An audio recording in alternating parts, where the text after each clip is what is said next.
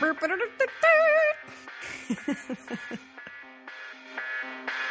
getting sick. Getting? Yeah, I'm sick in the head, but yeah, I think I'm getting physically ill. Hi, everybody. What's up, Audrey? Not too much. How are you, Josh? I'm good. Sick for a few days, and now I'm feeling pretty good. Yeah. Well, this weather's like... I think the weather's getting us sick because... fucking everybody up. It snowed like hell. Before that, it rained. Before that, it was warm. Right, and now it's going to be warm again. Like, hey, you had a blizzard? Okay, well, 63 degrees tomorrow. Cool? Cool. Your immune system can handle that, right? You can be completely fucked, right? You want spring, summer, fall, winter all at once, right? Okay. Yeah. Go. So before we start talking about, the podcast and actually start getting into the premise of this, can I just talk about my trip over here for a second? Yeah. Because it's kind of bothering me. Yeah. Okay. I am a big fan and advocate of Brooklyn. And I live in Manhattan. And I have plenty of bad things to say about the island of Manhattan and the people that inhabit it. But I feel like nobody works in Brooklyn. Well, especially Williamsburg. Probably right. Oh, my God. So Josh, everybody lives in Williamsburg, and he lives in actually this very nice apartment on the water. But I promise I'm not a hipster. No, you would not. I was on my way here, and I got off the L, and I feel like everybody in Williamsburg, everybody's really beautiful, but they're so disheveled, and you kind of know that they probably took a long time trying to do that on the way out the door. And it's not only that, I stopped into this really very cute, very hipstery market around the corner. Very pricey. I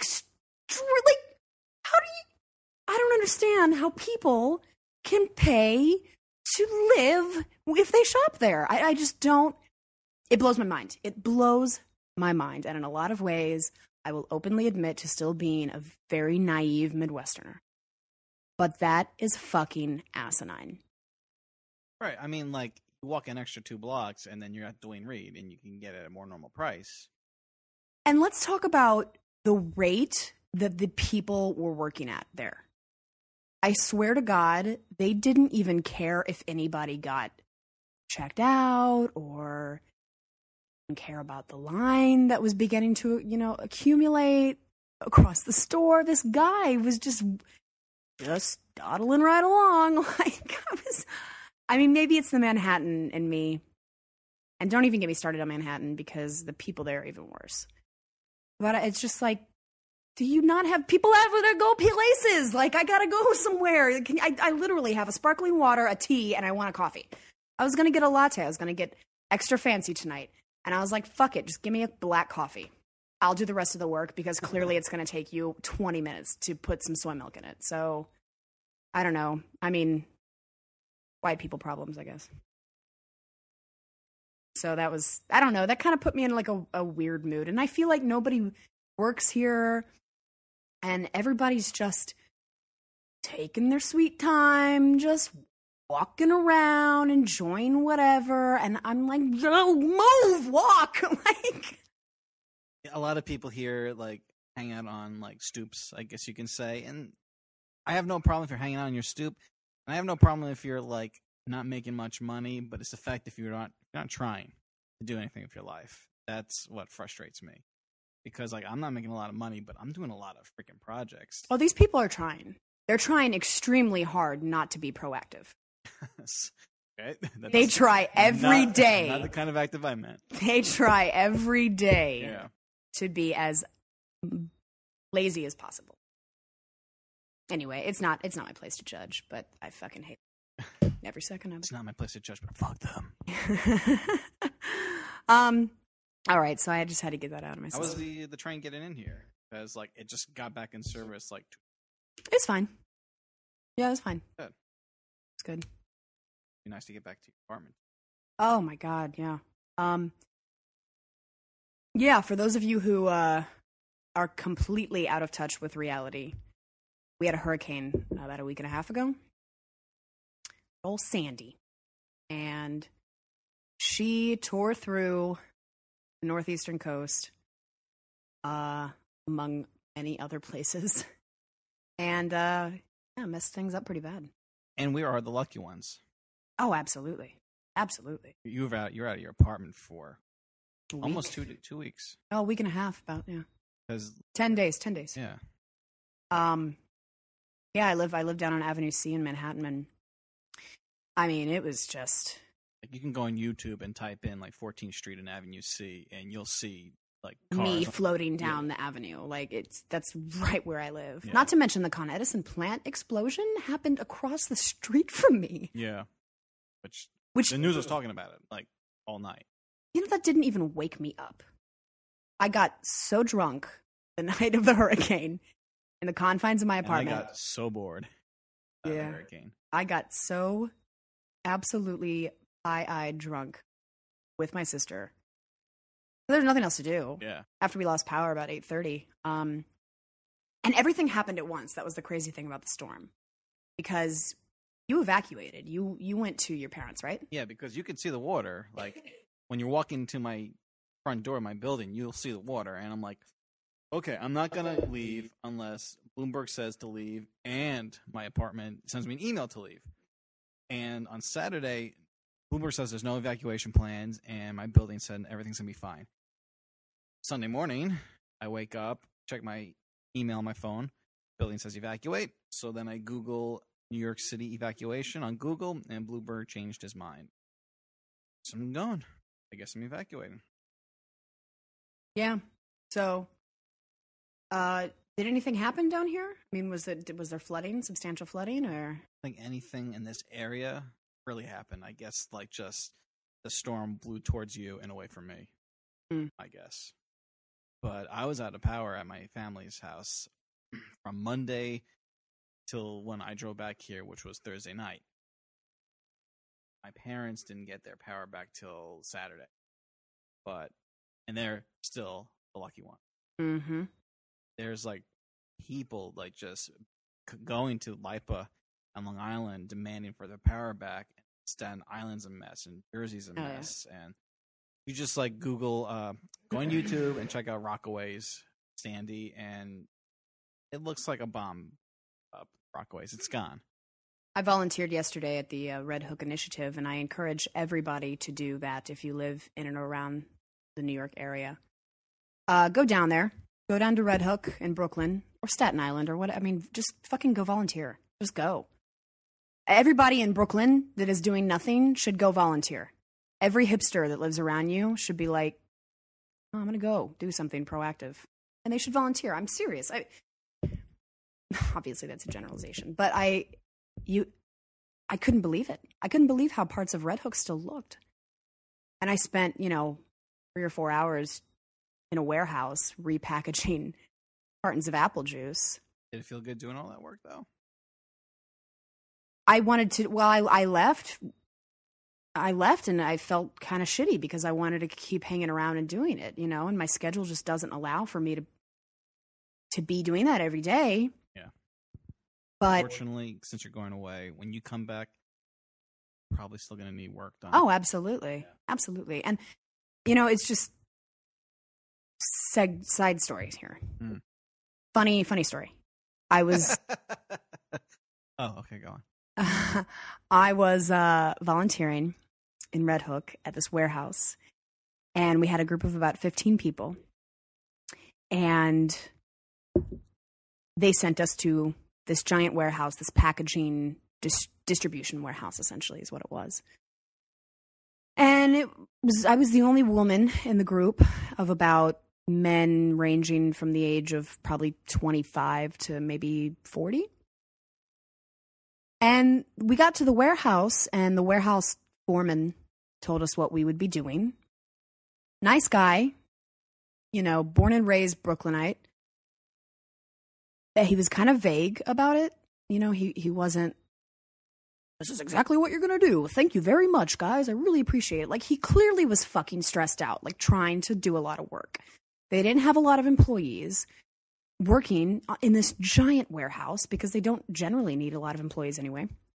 I'm sorry, long story short, the guys that I was with volunteering, about 5 minutes into the work, one of the older men turned and said, this just feels a little shady to me. I don't feel right about repackaging items that are potentially contaminated. All right. And how did you respond to that? I said, contaminated by what? Water? I mean, the packages were still good. Everything was still fine. Everything was sealed. I mean, we're talking like canned goods. We're talking things that see a lot worse shit during their commute to whatever grocery store than just sitting in a warehouse with some water on the outside of the cardboard boxes that they're being carried in. Right. So anyway, I thought it was a little ridiculous. Bottom line, everybody left. They left. They took their gloves off and they said, yeah, this doesn't feel, yeah, I expected to be doing something different. That's weird. And I said, what did you expect to be doing? You can't really pick and choose your volunteer work. This is what they need us to do. I don't understand. Yeah. I wasn't confrontational about it. I just asked very politely. I said, I would feel bad about leaving. Yeah. And they said, well, I just expected to be like delivering food or something. And that's when it became clear to me. And that's when it became clear to me that these fucking people, volunteer work is like social recognition for people. People want to be... They want to be seen. And they want to be seen. They want to feel ops. special. Exactly. They want to like post their shit on Facebook and be like, look at me delivering this hot meal to these people and patting them on the back and telling them that it's going to be okay. And then they want to blog about it. And then they want to pat on the back themselves. And it's just this sick cycle of people. And it was really sickening to me. So I stayed. I fucking stayed. I stayed in the warehouse. I looked at one other guy standing next to me and I said, dude, do you just want to stay? And what did he say? He's like, yeah, shit. I mean, I'm certainly not going to walk all the way back to the initiative headquarters and be like, well, I left there. What else can you have me do? Seriously, what a bunch of shitheads. Yeah. That's weird. Isn't that strange? That's extremely strange. Like, look, there's one, you can still like write a blog entry about your experiences anyway. It's good to share stories so people who have no connection or realization what's going on to see another point of view. Mm-hmm. Of course. Yeah, but the fact that they are not out and about and not going to be able to speak to ABC News, that's stupid. Yeah, they're not doing the volunteer work they expected to be doing. Are you kidding me? Just leave. Just go home. Just go home and do whatever it is you do to live with your piece of shit heart. I'm sorry. That was really extreme. I'm not a mean person, guys. I just really, really... But fuck them. Yeah, I mean, I don't mean to judge, but I fucking hate all of them.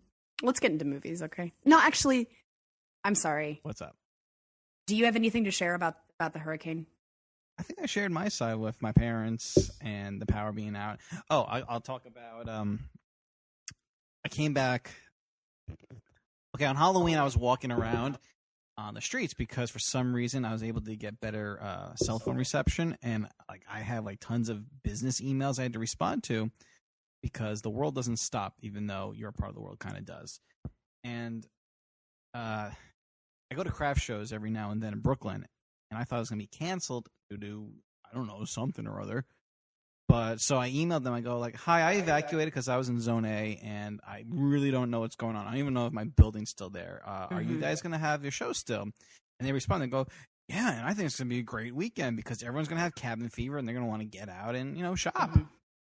And I'm like, yeah, that only worked for bars. I got to get to Brooklyn now. So Thursday I got back to Brooklyn, and things were good. And it's kind of weird because, all the hipsters and all my neighbors kind of are in this bubble. They didn't really understand what was going on. And, I was without power for 3.5, 4 days, and that's still a short amount of time, but that's enough for you to go crazy. And then when you're driving around, walking around, you see trees, really big, big trees, on its side, the roots sticking out of the ground. It's just wow, that was a powerful hurricane. And then you keep driving closer to the water, and then you start seeing like the golf course right next door to your high school flooded, and you're like, I didn't even know there was the water. It was near here. And then like the neighboring town, because my hometown has their own power supply, or different than LIPA. Everyone was like miserable. So like town of Rockville Center had power because I guess there was no trees around to knock things down. Yeah. So like everyone in like a 30-mile radius was trying to get food, trying to have power, and it was surreal. And when we went back to Brooklyn, it's like nothing ever happened.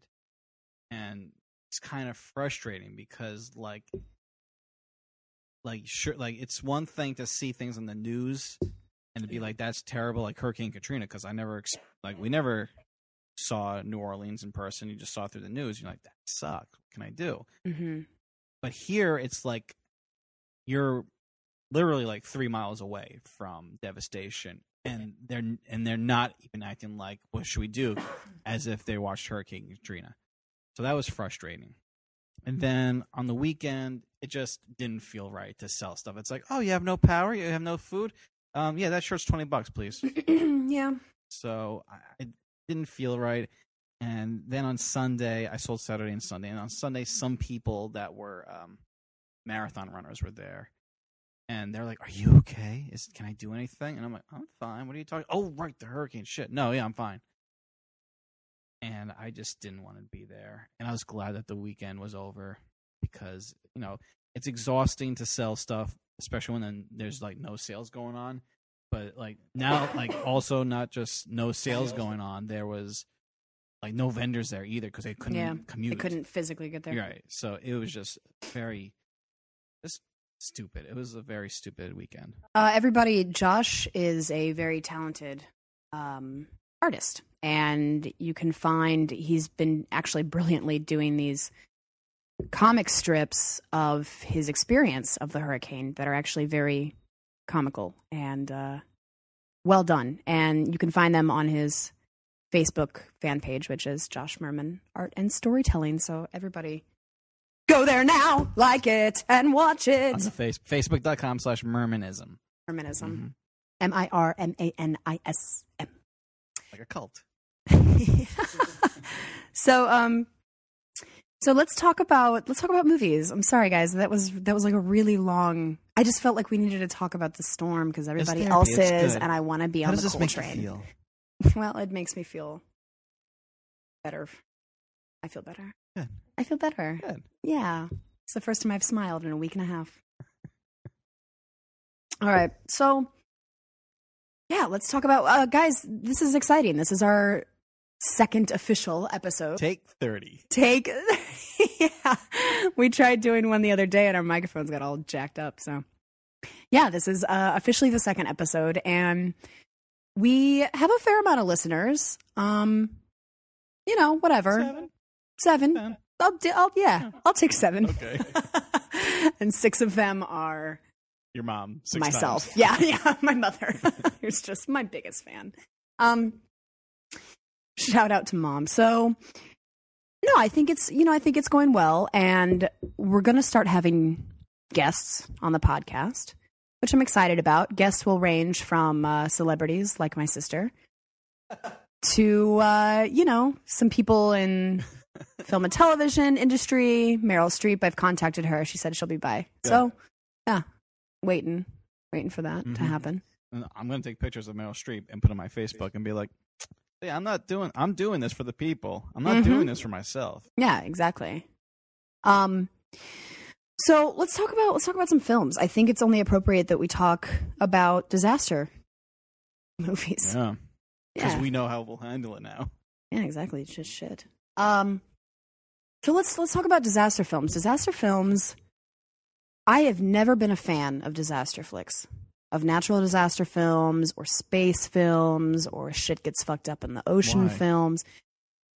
Because I have enough stress in my life. And those things just give me... Well, lots of people see those like as a visual roller coaster. Like, why go to a theme park when you can watch Armageddon? You mean they see it as cathartic? No, it's like a thrill ride. It's like fun, adventurous. Not necessarily like That was very thoughtful. I'd rather watch a horror film. Yeah. Yeah. I'd rather watch some kind of crazy. It's crazy. I would rather watch a crazy film, guys. That is. I'm getting. That is just crazy talk. Excuse me while I hack up my. Yeah, I just can't. They stress me out. They stress me out. They really do. Most stressful. Let's agree upon probably the most stressful disaster film. For me, it's Armageddon. Which part? Because there's a meteor coming, and we need oil drillers to save the world from us. The whole thing. The whole thing. The whole thing. With Tyler with animal crackers on her belly. That was stressful. Yeah, it stressed me out. I was like, I just want to eat the animal crackers. Get off of her. She probably doesn't like that. I wouldn't like that. Her and into my fucking that mouth. Would tickle me. You're tickling me, sir. Ben Affleck, stop. No, it's just really stressful, and I think it stresses me out more when disaster movies they try to be like really comedic and lighthearted in the beginning, and you just like know that shit's gonna be fucked up soon, and I can't even enjoy it. Yeah. Then you get all you develop a relationship with these people, and you don't want to see them die. Right. Armageddon. Yeah. Most stressful part is when they're on the fucking meteor. You're the kind of person when it comes to storytelling, like if the character dies at the end, like why the fuck did you introduce them in the first place for me? I want to see character development, not character. I suppose so. I can't handle a lot of dying in movies. It makes me sad. Okay, fair enough. Unless it's like a biopic or something, that you know? might be the intention. Yeah. Armageddon. Yeah, I can't handle that movie. Well, okay, so like, how would you handle Armageddon? Well, who am I in Armageddon? You're the asteroid. Am I the asteroid? Well, I think that I might veer away Like, from. I don't want to hit Earth about today. this Earth. They look like they're kind of having a good Just time. chilling out. The people in Williamsburg look like they're just really relaxed, and I don't want to bother They that. look like they're dressed from the 1800s, and why am I to stop? I mean, like, let's just keep this thing spinning. Mars looks fine. I'm gonna go to Mars now. Hey, Mars. No, the asteroid can't take Mars because that's where we're recolonizing. Right. Okay, so the I don't know. asteroid can take. If you were, who would you be? Would you be like one of those drillers that saves the world? Would you? I would be Steve Buscemi. Steve Buscemi. I would most definitely be Steve Buscemi. What did he do? Just like he was Steve fucking Buscemi. What? He doesn't have to do anything. He could just not talk in a movie and just be a comical face, and that'd be enough for me. No, he's the crazy guy. He's the crazy math guy, right? Oh, he was in it. Keep going. He's like the crazy good math guy. You know that segment, that whole montage where they're interviewing everybody for their psychological states? Okay. And Steve Buscemi's like, he's like really smart, but he's kind of fucking crazy. Well, that's every character he plays. Let me interview you. Yeah, so we need you guys to save the world, but we need to make sure that you're not gonna like sabotage our mission, of course. So tell me about yourself. What is your name? My name is Harvey. Harvey. What? Dent.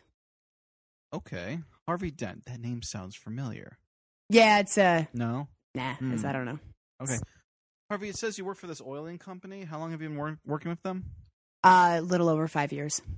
And it says that you are the administrative assistant. I am. I send out the mail. You send out the mail. I send out mail. I receive mail. I send faxes. I do annual reports. And I serve coffee in the break room. Now, how will serving coffee and handing out mail be good to save the world? Well, astronauts aren't going to go up into space if they're too tired to do it. Somebody's got to serve them coffee. Now, how heavy are the mail usually? Oh, I don't know. A machine lifts it. So you're good with machinery? Well, I wouldn't go that far. Really? Yeah. I mean, like, I know how to handle copier, but I can lift the flap up and make sure that it doesn't. I've gotten really good at that. Now, Mr. Dent.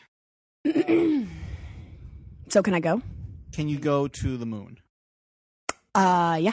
Because we're asking for you to save the world with an asteroid. Oh, I'm sorry. I thought this was a moon mission. No. Oh. Well, where's the asteroid? The asteroid's in outer space. We're going to need you to be physically fit. We need you to be smart. Done. And we need you to be prepared to die. Done. So you're telling me that you're strong? Strong within the realm of an average 5'7", 175-pound man. And you're saying to me that you're also smart.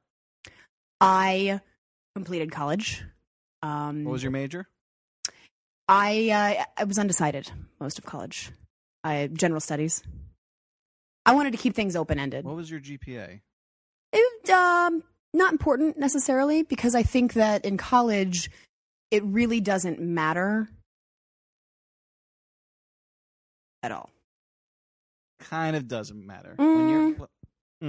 Okay. No, that's fine. That's fine. I understand we're NASA and not Google, where you need to have like a 4.5 GPA. It was a 4.0. I made the dean's list all 4 years. Really? So why didn't you just tell me that earlier? Because like I said, I think that GPA is kind of irrelevant in undergrad. So, okay. And you are also willing to die. Let me get this straight. We're not going to the moon? We're not going to the moon. Okay. We're launching you towards an asteroid that is directed towards Earth and might kill everyone on it.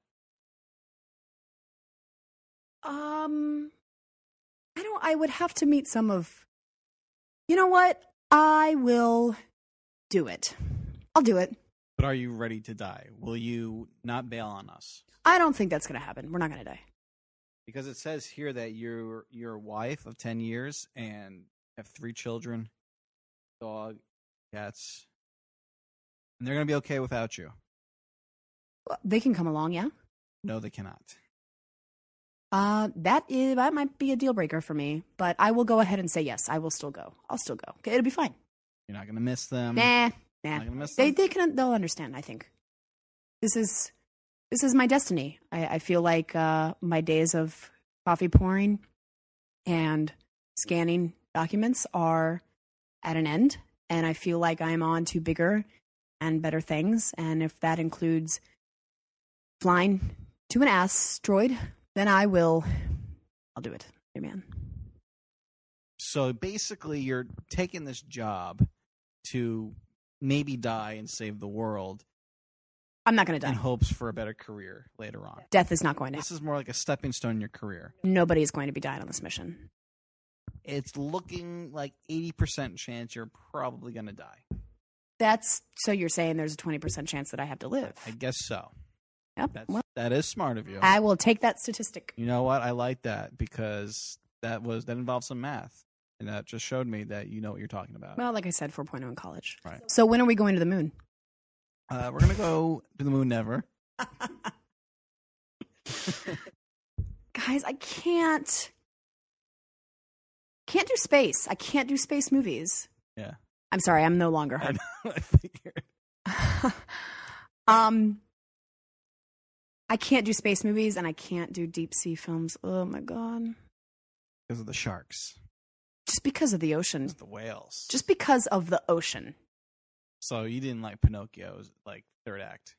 Pinocchio was actually a horrifying film. Yeah, it kind of was. We grew up watching the most fucked up Disney movies. Yeah, it's true. I don't want to talk about Disney movies like in great length because I think that could be an entire episode. Make an entire series out of that. Yeah. Yeah, Jesus, right. So Pinocchio, that whale was so scary. I think the turning into donkeys was a little bit scarier. No. The whale. The whale. With the teeth? The whale had teeth. From what I remember, really? The whale had like shark-esque, gnarly teeth and these black demon eyes. Not to mention it was also huge. Monstro. Huge. Yeah. But the name was Monstro. Was that a Moby Dick reference? Was that a play on Moby Dick? I feel like it was more like play on Jonah and the Whale. That makes much more sense. Yeah. I'd have to rewatch Pinocchio. I don't know. I just remember that fucking whale. It's cute. Yeah. What about you? Do you do any other deep sea movies come to mind that you'd want to talk about? Little Mermaid? No. Let's talk about ones that actually take place in life. Deep sea movies? No, I can't think of anything. Come on, you've never seen Sphere with Sharon Stone? No. Horrifying. What's it about? They go into the ocean and on some mission or something. Why? It's kind of a play on 20,000 Leagues Under the Sea. And essentially, Dustin Hoffman's in the film as well, and Samuel L. Jackson, correct, as he's in everything. He's also in Deep Blue Sea, which is another scary movie about the sea and sharks. And they go into the ocean on this mission or whatever, and slowly they all start kind of going insane because there is a sphere at the bottom of the ocean, and it is some kind of alien put thing down there, and it basically manipulates the people around it into getting very paranoid, hostile. And it's just got some really disturbing like sea images in the film. And to me, being caught at the bottom of the ocean, because there's no way out of that. There's no way out of the bottom of the ocean. Something happens. Well, okay, bye. Yeah, done. That's why I have like a fear of flying. If something happens, it's like, well, okay, we're gonna crash or blow up. Yeah, but I mean, a plane, like if it's a legit pilot and a large enough plane, you probably could make a really, really rough landing. Like your chances of just crashing are very low. Yeah, but when you're like driving, you can picture like, okay, if we get out of control, I'm gonna just jump out the car door and roll and survive. Like a boat, okay, I'll swim. Plane, I'm like, you know what scares me? Oh, that's right. You do have like a really big phobia of planes, don't you? Yeah. Huh. Does that stem from anything? Lack of control, maybe. So airplane movies obviously stress you out. When the planes are like gonna go down, oh yeah. Yeah. Castaway? That had to have been stressful. That was like right when my distaste for heights and flying started. But second part of the movie was fine after he was alive. When I get nervous when I'm put into a situation in a moving vehicle that I have absolutely no control over. I mean, just kind of piggybacking on what you were saying, but just a bunch of controlling assholes. Oh, gee, right? I get very stressed out if I'm in a car and I'm driving on a bridge, like a very high bridge. Because if that bridge goes down for some weird reason and you are in the wrong place at the wrong time, like if you're driving and you will die. You just no, what? Well, I pictured that. No, I make everybody in the car if we're going over a bridge. I don't care if it's sleeting outside. I make everybody in the car with me roll down the windows completely. Why? Well, because if the car falls off the bridge, then at least you can crawl out the window while it's falling. No, when it lands. Okay. Yeah. Then because the water will just gush in. Yeah, but once the water completely envelops the vehicle. Yeah. Then the pressure will be low enough for you to swim out of the car. Because they say that people drown in cars mostly because they can't open the door against the pressure of the water. Believable. Yeah. Makes sense. And then also I get very paranoid and afraid of bridges or tunnels that go underwater. Yeah, because if comes through. Yep, no getting out of that. Yeah. Like the subways, any subway that goes underneath water. I don't know why I live in Manhattan. Come to think of it, I have no idea what I'm doing here. I clearly don't like anything about it.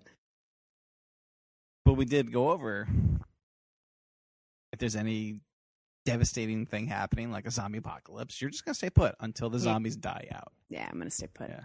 Definitely. Actually, in one of our recordings with your sister, we have an example of what you would do. With a little bit of a journal reading. And I think we can cut to that. But I got to tell you guys, like, there's a terrible, terrible echo. And I'm really loud in that. Oh, yeah. So, but, it's very trippy. But, okay, I'm going to cut into that. Okay. So this is what... It's not that great. Don't anybody have high expectation. Hey, shut your mouth. Never! All right. But this is what it's like with Audrey and Michelle during a zombie apocalypse. It's been a week since the zombie outbreak has happened. And you two are living together. Well, after a week, even after one day, it'd be day one, bored already. Day one. This is boring. Day 2. Much like the power outage. Losing cell power. Might attempt walking uptown. Past zombies. Day 3, realize that would be abandoning our plan. We'll just stay here and be bored still. Day 4, blade candles, the 2 that we bought in preparation for this gigantic zombie apocalypse, are starting to run low. Hope the moon's out tonight. Day 5. Really wish I had video games right now. I don't want to read. It's boring. We got lots of days left to read. Don't want to read yet. Yeah, I want to save reading for as long as possible. Day 6, Twizzlers getting stale. Cherry Pop-Tarts might have to resort to. Kind of hungry. Some caviar in the pantry. Let's try to make this fancy. Day 7. But we don't have any sour cream, and really caviar without sour cream is just horrible. It took you Caviar, one day. Caviar idea. It took you a day to figure this out. Yeah, we had 24 hours later, still pondering caviar. Well, you have to remember that we're moving so slowly that it takes an entire day to, like, figure out what we're going to do. Day 9. Slept through day 8. Day 10. Maybe we should leave the apartment. Are the swings okay? Swings are kind of fun. Let's go swing. Right, let's go swing. Day 11. Dead. Because I killed you. And I let you. You asked me to. Wow, you died after 11 days. Yeah, that didn't go anywhere. Yeah, that's pretty much how it would play out. Yeah. That's how it would play out.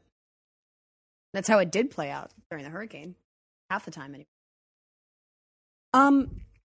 So we were touching on disaster films and phobias that we had about moving vehicles. Talked about what I would do as Harvey Dent in Armageddon. Because that's relevant. Right. We should talk about. We should go to our new little. A new segment after 2 episodes. Yeah.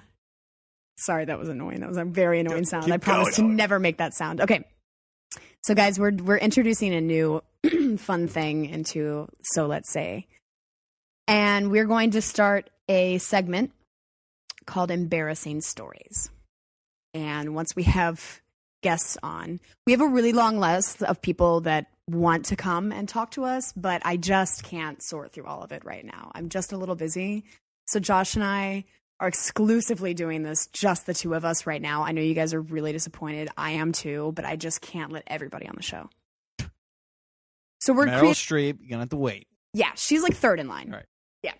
So embarrassing stories. We're gonna start telling one embarrassing story every podcast, because everybody has an embarrassing story, or 5, or in my case, every day of my life. Now, does this have to be related to the theme? No, not necessarily. Okay. Mine is, because I'm on top of it, but whatever. Go. Let's hear it. Okay, you want me to go? I think I need you to. All right. My embarrassing story. It's important. It's important as a human being to talk about these things that we repress as children or young adults or whatever your case may be. It's important to talk about these things. Get them out in the open. It's therapeutic.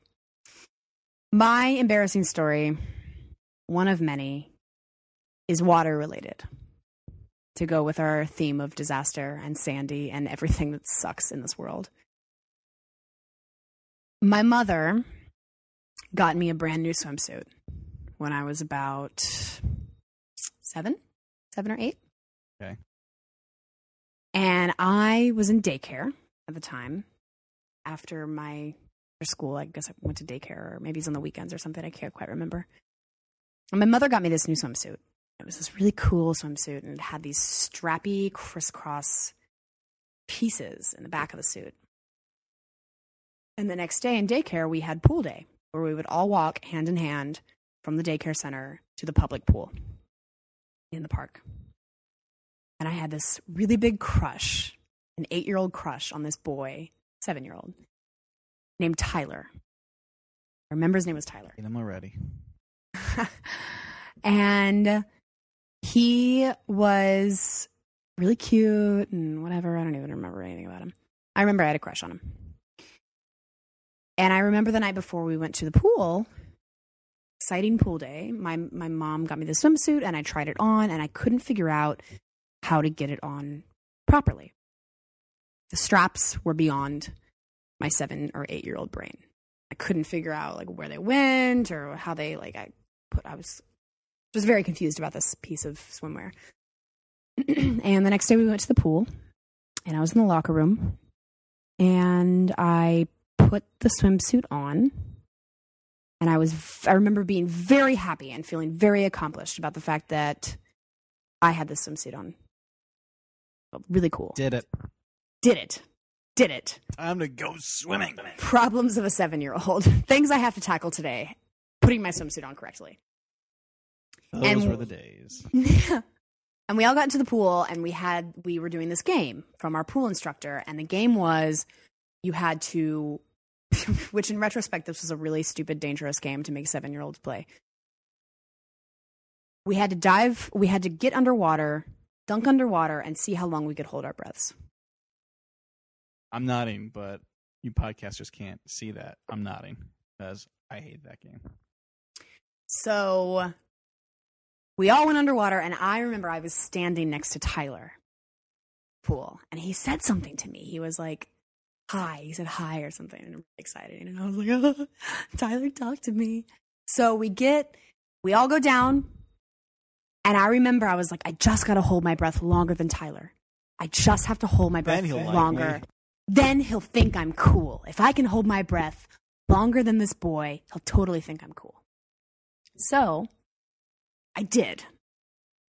I saw him out of I opened my eyes in the pool, which is also a stupid thing to do. And he pops up. So I said, okay, I won. So I popped up too. And I turned to him with this big smile on my face. And he just his eyes slowly just start descending upon my tiny chest. And I had put my swimsuit on backwards. And the straps of my swimsuit, I don't want to paint some weird picture for anybody, but let's just say the swimsuit was on very inappropriately and the straps were not covering anything on my body because it was backwards. Because I put my swimsuit on backwards. Was your swimsuit on backwards? It was on backwards. Okay. And that's when I guess the pool instructor kind of realized that I was bearing my lady parts. And I had to do this walk of shame hand in hand with the pool instructor around the pool, around this giant pool, while everybody watched and pointed and laughed. And I had to go back into the locker room and kill myself. The end. Make you feel better. Just mine's probably not as bad as yours, but okay. Let's see. Between 5th and 6th grade that summer, or between 4th and 5th grade, this kid who's kind of grew up to be a big asshole. Mm-hmm. His family took me and him to their beach house or their caboose or whatever. What's a caboose? They have a little. Besides the end of a train. what's it called when it's like they have a place? Is that a Jewish word? No, he wasn't Jewish. They had like a place to shower. They had a place to change. They had a place to like, but it wasn't a place to live. It's on the beach. Probably like a little tent rental area, but it's not a tent. All right, you give me this weird look, like I'm a shack, like a beach shack, like a beach shack. A caboose. Okay. And we're being like we're being good friends, and like I remember during like grade school during lunch, he's like, I like those onion ring chips. You know what I'm talking about? They're not really onion rings. Funyuns, duh. Funyuns. So I brought Funyuns, and I got on his good side because I'm nerdy, and I was nerdy. No, you're not. Thank you, Miss Sarcastic. So I was like dorky back then, and he was more of the cool kids, but back now that I'm older, I'm like, he's not that cool. Mm-hmm. And we had a good day at the beach. And then we go back to the shack, and everyone uses the shack one at a time to like shower and get changed and stuff like that. So I was like the last one, or one of the last ones, and they said, okay, just lock up and tell us when you're ready to come out. And I'm like, okay. So I'm drying myself after the shower. Yeah. And I was still kind of wet because I was rushing. And they're like, every like few seconds, like, are you done yet, Josh? And I'm like, no. Are you done yet? No. And I'm putting on. God, what was their problem? I have no idea. I think they wanted to like get something from that they forgot to take out. So like I'm putting on like my underwear. I have my underwear, my tighty whities on. Mm-hmm. And I was about to put on my shorts. They're like, are you done yet? And I go, not yet. But I kind of, how I talk low sometimes. So they heard, not yet. And I guess they heard that yet as yes. Oh, so okay. My not yet was yes to them. And they're like, okay, great, because we got it. And I'm like in my tighty whities and nothing else. And then like it's like everyone, the mother, the father, the brother, my friend, and you should say tighty whities again. Tighty whities. Okay. Thank you. And they're like, oh, and they closed the door, and I fully got changed, and they didn't talk to me for the rest of the car ride home, and they dropped me off at my parents' house. What dicks? And how old were you? Like 10 or 11. These people were assholes. I'm glad you embarrassed yourself and probably never hung out with them again. I didn't hang out with him ever again. Good. And that's my embarrassing story for water-related stuff. And that's embarrassing stories. And that's embarrassing stories. Just kill me now. Just kill me now. Okay, cool. Do you feel better about sharing that with us? No. Yeah, you do. I want to die. Yes, you do. And then I died. And then you died. Falling from it. God, that's so sad. Okay, cool. Let's talk about another movie. Got any ideas? Yeah, well. Okay, so spill one out. Let's talk about space movies besides Armageddon. Let's talk about space exploration movies. Like Contact? Yeah, that's funny that you mentioned that. I watched that the other night. Was that as good as you remembered it? It was much different because when I first watched Contact, I was too young to understand really anything that was happening because it was just kind of like a long and boring movie. And now when I watch it, that's actually like a legitimately decent film. Yeah. I don't remember it doing well. Did it do well when it came out? I don't think so. Yeah. No. I think it got a lot of acclaim because it was a novel. And it was South a novel Park by... made fun of it, so that's a good sign. Help me out. Who wrote Contact? Let's look it up. It's the same author as... Oh my god, this is going to kill my brain. Contact is like George... Nope, that's wrong. Tell me who wrote the freaking novel. Director, Zemeckis, screenplay, James Hart, story by Androyan and Carl Sagan. Carl Sagan, thank you. It's really bothered me. Carl Sagan, of course. Scientific genius guy. Yeah. Carl Sagan. Yeah. I had no idea that he wrote that book.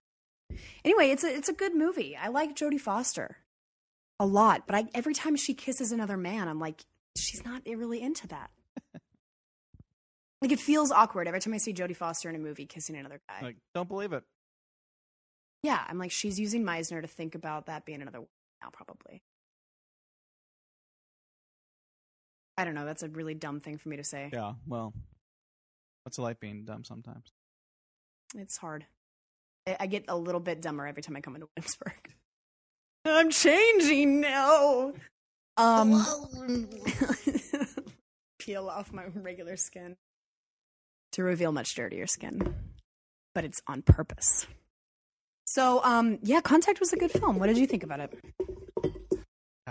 Came out when, 98? I don't know. It doesn't matter. It does matter because that's when I saw it. I saw it in theaters. Year after Titanic. And it came out in 1997. Oh, the year of Titanic. Okay. Did I like it? 7 July 19. So I was 13. Mm-hmm. I think I wanted to like it more than I did, honestly. The concept is really great. Yeah, like I like the whole ending thing where like, did it happen? Did it not happen? And they're like, she just went right through, and then she delivers a great performance. She went right through, but like, yeah. Then they're like, but the static is like 13 hours long, so maybe something did happen. I think it's 15 minutes, but still. Yeah. Well, Mr. Harvey Dent with your math. I'm sorry, I watched it last week, so I'm like vividly remembering everything about it. And like the whole thing where the alien is so sophisticated that they knew to pretend they're the father for a sec. Yeah, like, yeah. No, Dad's dead. I'm like, okay, gotcha. That movie makes me really want there to be, well, not only aliens, because I already know that exists. There's something that's interesting. Like a euphoria of some sorts, I guess. I'm spiritual, but not religious. And you're both, right? I don't know. It depends on the day, I guess. Depends on the day. So. Depends on what I need. Right. So one of my cousins' husbands, they're pretty religious. Mm-hmm. And then during a Jewish holiday, a temple, he whispers to me, because he's a scientist. He whispers to me, he goes, Josh, do you believe in aliens? No, he goes, Josh, do you believe in God? I said, I think I do. I mean, like I, read a lot of scientific articles and I read a lot of atheist stuff, but I don't know. I just feel like I've experienced a lot of spiritual stuff for me to be like, maybe God is not like in the form of a human being, but like just a big ball of energy that we all came from. Explain it. Podcast. For now, anyway. And I just said, yeah, I think I do. And he goes, if we found out there's aliens or like life forms on another planet, I would stop believing in God. I said, you know what? If there was aliens on another planet, I would believe in God. Right. I think that like I cannot picture a God being like that planet, the entire universe. That's it. Oh, of course. Well, that's the age-old discussion. I mean, that's. I don't want to talk about God. I don't want to talk about religion. That's such a boring topic. You're boring. Yeah. There we go. I won that debate. I am boring. I know I am, but religion's more boring.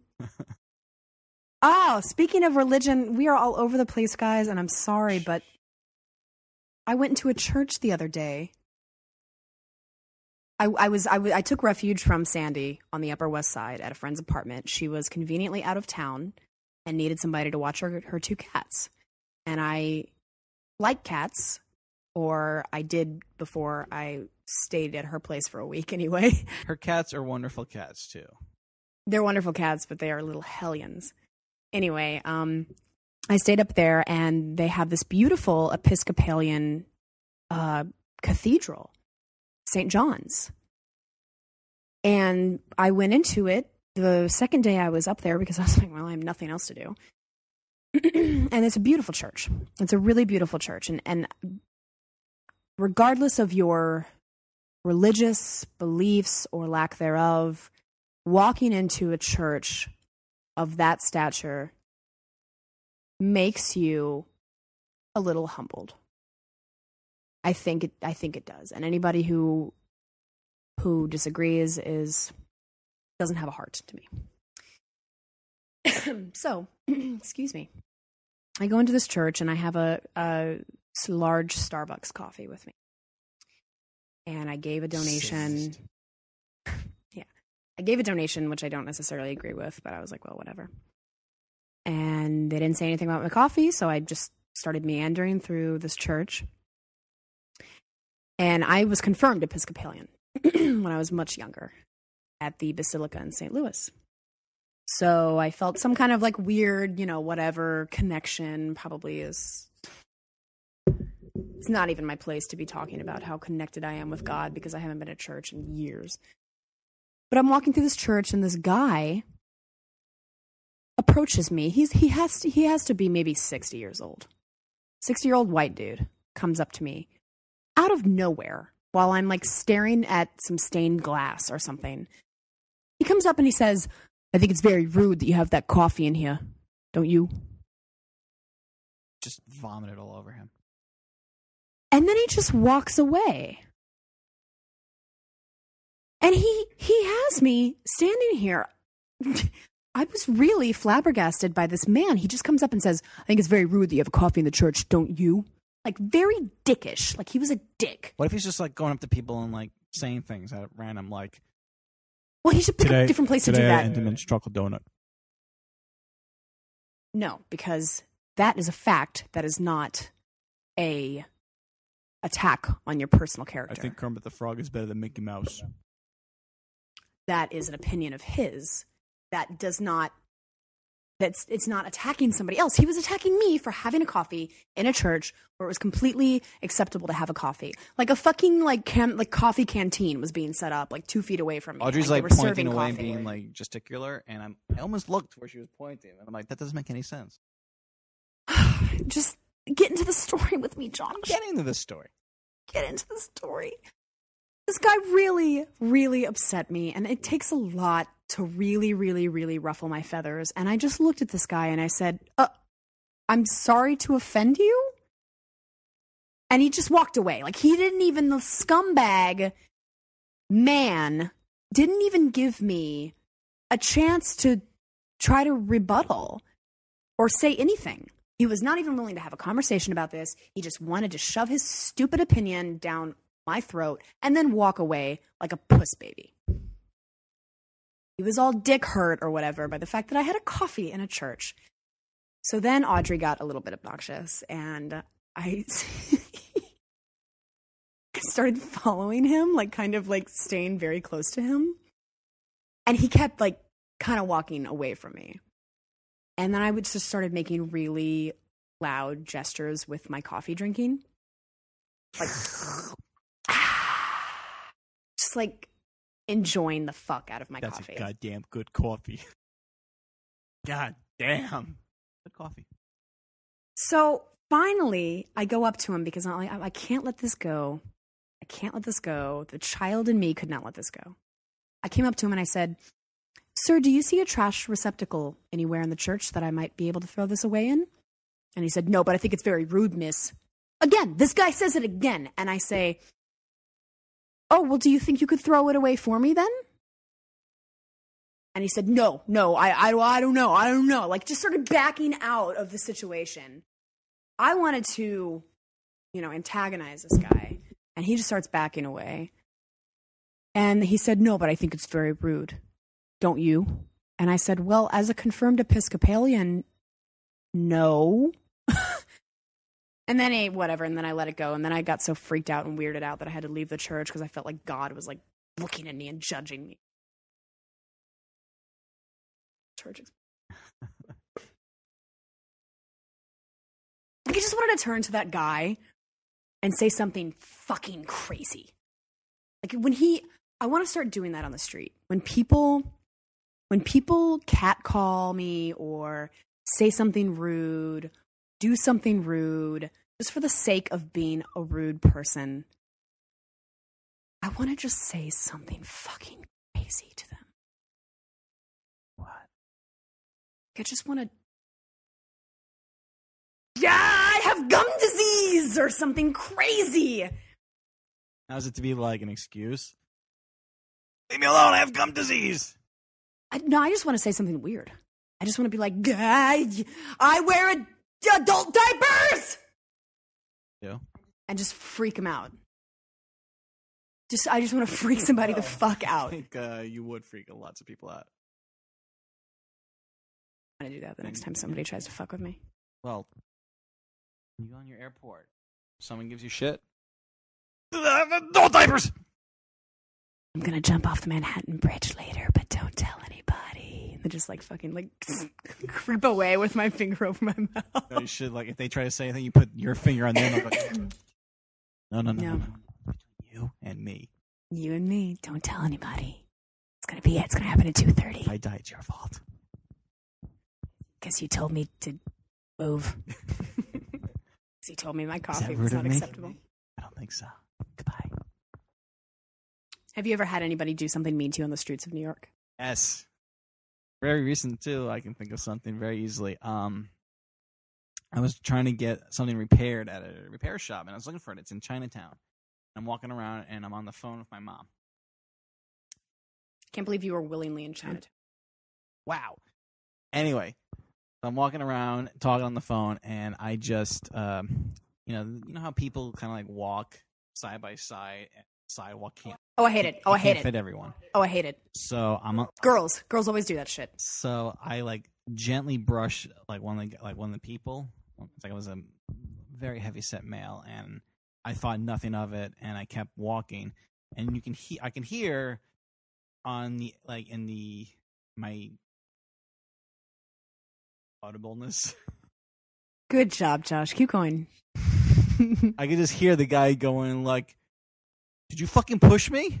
Oh, Jesus. Are you serious? You're not going to do anything about that? You're not going to say you're sorry? You're seriously not pushing me?" And I'm like walking. I'm like, is he talking to me? Seriously talking to me? Because I I gently nudged his elbow trying to cross the street. Trying to get past his giant body. Right. And I didn't think people nudge each other by accident all the time. They did it at Comic-Con, except at Comic-Con, everybody was like, "Oh my God, I'm so sorry. You okay?" Right. Everyone's like super nice about running into each other. And so I kept walking, and then I got to another, don't walk sign. And the guy caught up to me, and I guess he wasn't done with me. So So he broke you. So he nudged me also to be like, "No, we're even." Oh my God, what a puss baby. So he nudged me also very slightly. Should not be on this. To be there, now we're even. Doesn't feel so good, doesn't it? I'm like. See, that's when you should have turned around and been like, "I have a pimple that's growing larger every day." I am the pimple. New York. Did you guys get into a fist fight? Duke it out? Fight Club style? No, I think he had a heart attack and died of diabetes. Oh, that's a shame. I think that's how we're going to end this episode. People dying of fatness. Yeah. All right. I'm sorry we didn't talk about movies, guys. We did talk quite a bit about movies. I guess we did. You're too apologetic. Wonderful audience. All 6 of your moms and one random person. 6 of my moms. Just listen to 70 times. 6. Not related to Mitt Romney. Yeah, thank God we didn't talk about that stupid man or his stupid platform. But on the bright side, guys, Obama's president. You just did. Yeah, I know. Right. Okay, I'm done. I'm shutting up. Sorry. I'm sorry. I'll give you one thing about Romney. I don't want to be that person. One thing about Romney. He was so confident he was going to win that he bought $25,000 worth of fireworks to just launch in Massachusetts when he won. Good. Well, he can shoot him off at his pool party. Pool party 2016. Yep. Republican party to the pool party. Yeah. All right, guys. We'll see you next time for episode 3. Or episode 2.5. And this is So Let's Say. Okay. Bye for now, Audrey. Bye, Josh.